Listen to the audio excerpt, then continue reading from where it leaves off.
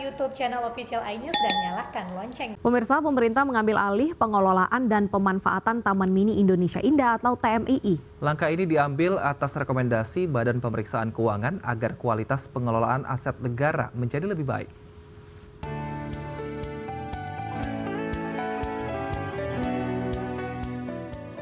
Setelah hampir 44 tahun dikelola Yayasan Harapan Kita, kini Taman Mini Indonesia Indah (TMII) resmi diambil alih pemerintah. Hal ini diterapkan Presiden Joko Widodo melalui Perpres nomor 19 tahun 2021 terkait pengelolaan TMII. Menteri Sekretaris Negara Pratikno menjelaskan pengambil alihan Taman Rekreasi Keluarga ke negara setelah memperhatikan rekomendasi dari Badan Pemeriksa Keuangan untuk menentukan kebijakan atas penggunaan dan pemanfaatan TMII. Tentang Taman Mini Indonesia Indah, yang intinya penguasaan dan pengelolaan Taman Mini Indonesia Indah dilakukan oleh Kemensesnek, dan berarti ini juga berhenti pula pengelolaan yang selama ini dilakukan oleh Yayasan Harapan Kita. Kami akan melakukan penataan sebagaimana yang tadi sudah saya sampaikan. Kami telah lakukan di Gelora Bung Karno, telah kami lakukan di Kemayoran, dan kami akan lakukan juga di Kemayoran. Namun karena ini ada pemindahan pengelolaan, kami perlu untuk memutuskan masa transisi.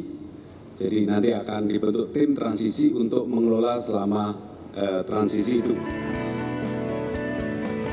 Dalam masa transisi, Mensesnek Pratikno memastikan operasional akan tetap berjalan dan karyawan TMII akan secara otomatis tetap bekerja. Pengambil alihan aset Taman Mini ditandai dengan pemasangan pelang bertuliskan Taman Mini Indonesia Indah dalam penguasaan dan pengelolaan Kemensesnek. Pemasangan pelang disaksikan pengelola TMII, perwakilan pemerintah, dan dijaga aparat gabungan TNI Polri. Sementara terkait pengambil alihan aset Taman Mini, pengelola tak mempermasalahkan. Hanya saja pengelola masih menunggu kejelasan terkait status karyawan TMII. Sebelumnya, Presiden Joko Widodo menaikkan Perpres nomor 19 tahun 2021 tentang pengelolaan Taman Mini Indonesia Indah. Isi Perpres berisi tentang pengambil alihan dan pengelolaan Taman Mini dari Yayasan Harapan Kita, milik keluarga Presiden kedua Republik Indonesia Soeharto. Yayasan Harapan Kita telah mengelola TMII sejak tahun 1977. Tim Liputan iNews melaporkan. Kembangkan kreativitas dan membangkitkan UMKM di masa pandemi, masyarakat Saujana Borobudur, Magelang, Jawa Tengah menggelar lomba desain kaos Borobudur. Nantinya desain ini akan dibuat kaos untuk souvenir ya di kawasan wisata Candi Borobudur.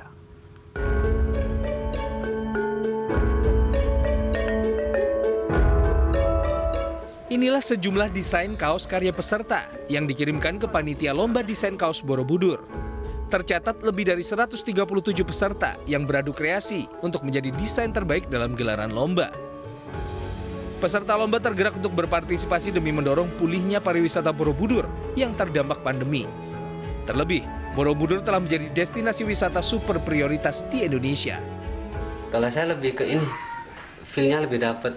Saya biasanya kan saya ikut kompetisi desain, entah itu logo apa desain kaos untuk luar daerah ataupun luar negeri.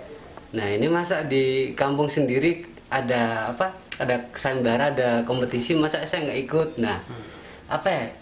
Saya sebagai warga Borobudur asli merasa tergugah.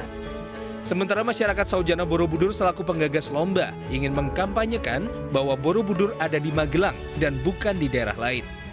Sayembara desain kaos ini muncul dari keinginan untuk memberikan pengertian yang lebih benar tentang Borobudur, bahwa Borobudur ini ada di Kabupaten Magelang, Provinsi Jawa Tengah, bukan di provinsi yang lain.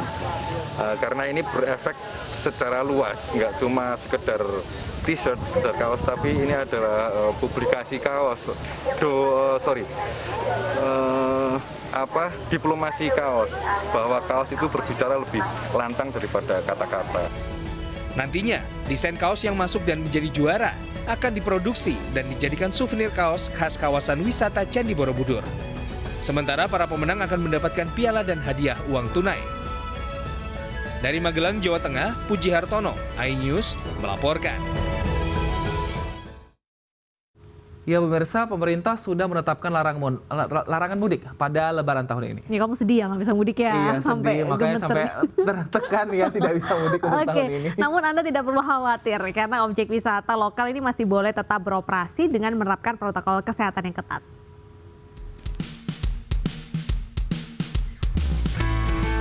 Anda tidak perlu sedih jika tahun ini tidak bisa merayakan Idul Fitri di kampung halaman.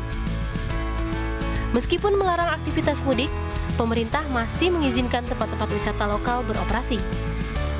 Objek wisata dan pelaku usaha kreatif yang beroperasi harus tetap menerapkan protokol CHSE dengan ketat dan disiplin untuk menekan penularan COVID-19. Kabar gembira ini disampaikan Menparekraf Sandiaga Salahuddin Uno usai bersilaturahmi dengan Menteri Koordinator Bidang Pembangunan Manusia dan Kebudayaan Muhadzir Effendi. Wisata tetap harus terus berdenyut, tidak boleh terhenti, karena memang kebijakan ini agak beda dengan kebijakan larangan mudik tahun lalu.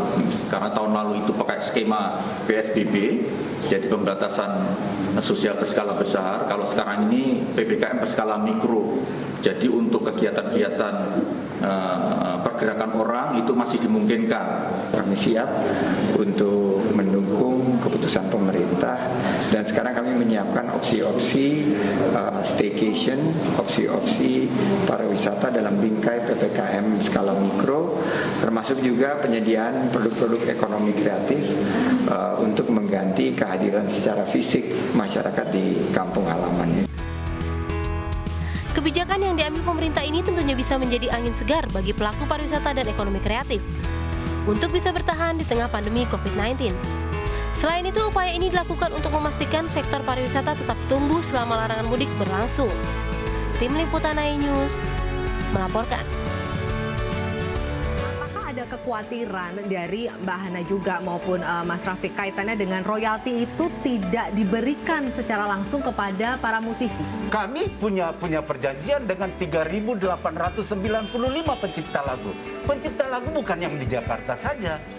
Di seluruh Indonesia. Kita tahu ya, 14 sektor layanan publik yang wajib bayar royalti itu adalah 4 bisnis yang paling terpukul di pandemi sekarang.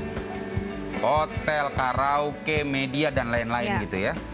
Jadi kayak lagi bokek ditagih hutang gitu loh. Di Surabaya, bagaimana seorang pengusaha karaoke sampai bisa dipidanakan gitu. Ini kan menyedihkan sekali buat kami. Ternyata itu adalah sebuah karaoke kecil yang direkturnya sampai ditahan dan dia menembusnya juga sampai harus jual mobil segala. Akhirnya ini membunuh ekonomi.